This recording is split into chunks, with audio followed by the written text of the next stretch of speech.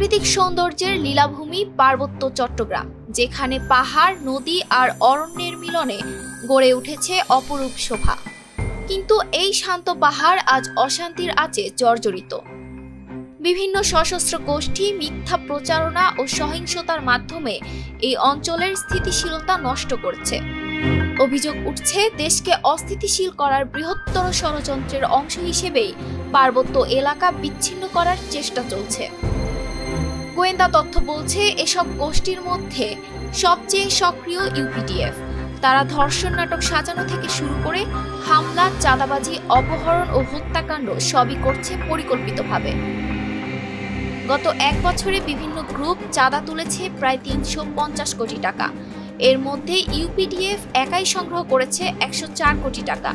২০০৯ সাল থেকে এখন পর্যন্ত অপহৃত ৩০০ জন, নিহত ৮৯ জন, এর মধ্যে সেনাবাহিনীর ১৬ সদস্য। সাম্প্রতিক সময়ে চট্টগ্রাম বিশ্ববিদ্যালয়ের ৫ শিক্ষার্থীকে অপহরণের ঘটনাও প্রমাণ করছে এদের কর্মকাণ্ড দিন দিন ভয়াবহ রূপ নিচ্ছে। গোয়েন্দা সংস্থার দাবি, ভারতের মিজোরামের ক্যাম্পগুলো থেকে পাচ্ছে অস্ত্র ও প্রশিক্ষণ। এ কারণে পার্বত্য অঞ্চলের নিরাপত্তা ব্যবস্থা শক্ত করা এখন জরুরি। বর্তমানে পার্বত্য চট্টগ্রামে ২১০টি সেনা ক্যাম্প আছে, কিন্তু নিরাপত্তা নিশ্চিত করতে আরও ২৫০টি নতুন ক্যাম্প অপরিহার্য। এতে দ্রুত প্রতিক্রিয়া জানানো, অস্ত্র প্রবাহ রোধ এবং সন্ত্রাস দমন সহজ হবে।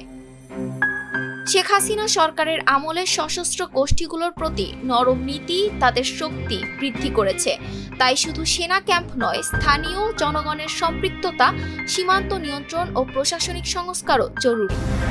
শান্ত পাহাড়কে অশান্তির অন্ধকার থেকে রক্ষা করতে হলে দরকার সুসমন্বিত পদক্ষেপ, জাতীয় নিরাপত্তা ও সার্বভৌমত্ব রক্ষার স্বার্থে। ETS Bangla desk report.